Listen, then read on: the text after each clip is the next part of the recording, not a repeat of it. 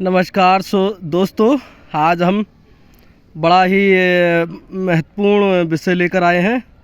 हमने पिछले जो है पॉजिटिव डिग्री का जिक्र किया था और उसमें आपका सपोर्ट मिला था, मुझे अच्छे व्यूज़ आए हैं और मैं चाहता हूं कि आप उस वीडियो को देखते रहेंगे और इंटरमीडिएट हाई स्कूल की मैं जो भी हिंदी वाक्य आते हैं उनको बनाना सीख जाएंगे।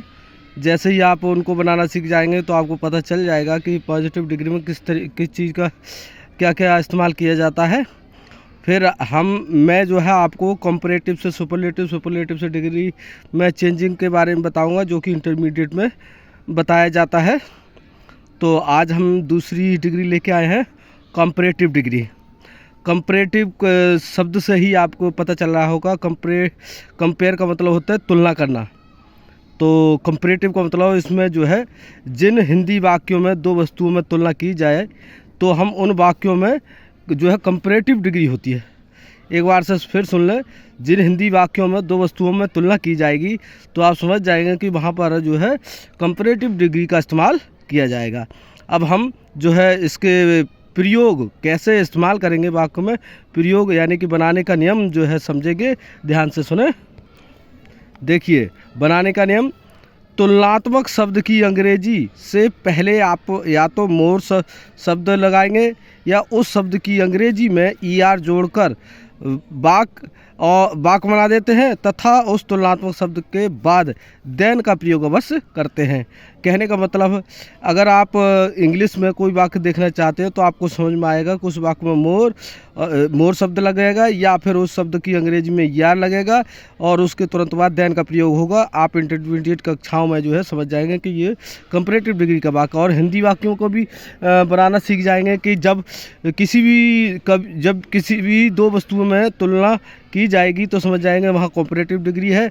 और आप उस वाक्य को बनाने का नियम भी पता चल जाएगा। जैसे कि तुलनात्मक शब्द, जब दो वस्तुओं में तुलना की जाएगी तो तुलनात्मक शब्द की अंग्रेजी में या अंग्रेजी से पहले जो है आप मोर लगाएंगे या फिर उसमें ईआर जोड़ देंगे। अब आप कहेंगे मोर और ईआर कैसे बता रहे हैं? कुछ शब्द ऐसे होते हैं जिसमें ईआर जुड़ता ही नहीं है, तो आप उनसे पहले मोर लगा देंगे। और जिन शब्दों में ईआर लग जाता है तो मोर नहीं लगाएंगे, ईआर लगा देंगे और उस शब्द के तुरंत बाद देन का प्रयोग अवश्य करते हैं। तो समझ जाएंगे वहाँ। इस तरीके से हम नियम को समझ गए। अब मैं आपको एक दो वाक्य बताने जा रहा हूँ, ध्यान से सुने। ध्यान से देखिए, राम श्याम से तेज दौड़ता है। अब देखिए, राम है और राम और श्याम में तुलना की गई है कि वो उससे तेज दौड़ता है। तो मैंने बताया था जब दो वस्तुओं में तुलना की जाएगी तो वहाँ पर कंपैरेटिव डिग्री होगी। तो तुलनात्मक जो शब्द होगा, अब तो तुलनात्मक शब्द क्या है? देखिए, तेज दौड़ना क्रिया, इसमें तेज शब्द जो है तुलना बता रहा है।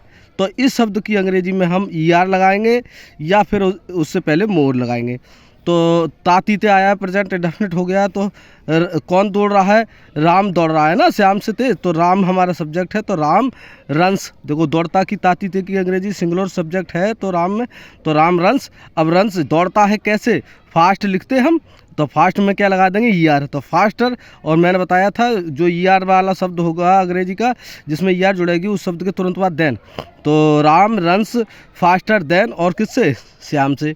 इस तरीके से मैं समझ रहा हूँ कि आपको वाक्य समझ में आ गया होगा। अगर थोड़ा बहुत समझ में कम आया है तो अगला उदाहरण भी देख लें।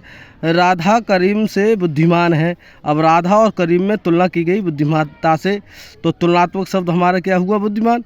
अब तो कौन है करीम से? तो राधा है, राधा सब्जेक्ट है। Radha is wiser. देखो, बुद्धिमानी क्या होती है? वाइज। तो वाइज में ईआर लगा दिया। अब इससे पहले हमने मोर नहीं लगाया। अब मोर क्यों नहीं लगाया? क्योंकि वाइज में ईआर जुड़ जाता है। तो राधा इज वाइजर देन, और हमने क्या बताया? देन जरूर लगाएंगे उस तुलनात्मक शब्द के तुरंत बाद। तो वाइजर देन, और किससे? करीम से। मैं सोच रहा हूँ अब आपको वाक्य समझ में आ गया होगा। एक और उदाहरण ले रहे हैं, मोहन सोहन से सुंदर है। मोहन सोहन से सुंदर है, तो मोहन की तुलना जो है सोहन से की गई है किसी चीज़ में? सुंदरता में। तो सुंदरता शब्द हमारा तुलनात्मक शब्द है। तो सुंदर कौन है? मोहन। तो मोहन इज मोर, क्योंकि ब्यूटीफुल शब्द में कभी भी आपने ब्यूटीफुलर शब्द नहीं सुना होगा, तो इससे पहले हम क्या लगा देंगे? मोर। तो मोहन इज मोर ब्यूटीफुल और देन सोहन। तो मैं समझ रहा हूँ कि आप इस तरीके से वाक्यों को बनाना सीख गए होंगे। अगर आपको समझ में आ रहा है तो मेरी वीडियो को लाइक करें, मेरे चैनल को सब्सक्राइब करें। आपके सपोर्ट के लिए मैं आपका आभारी रहूँगा। Thank you watching for my video.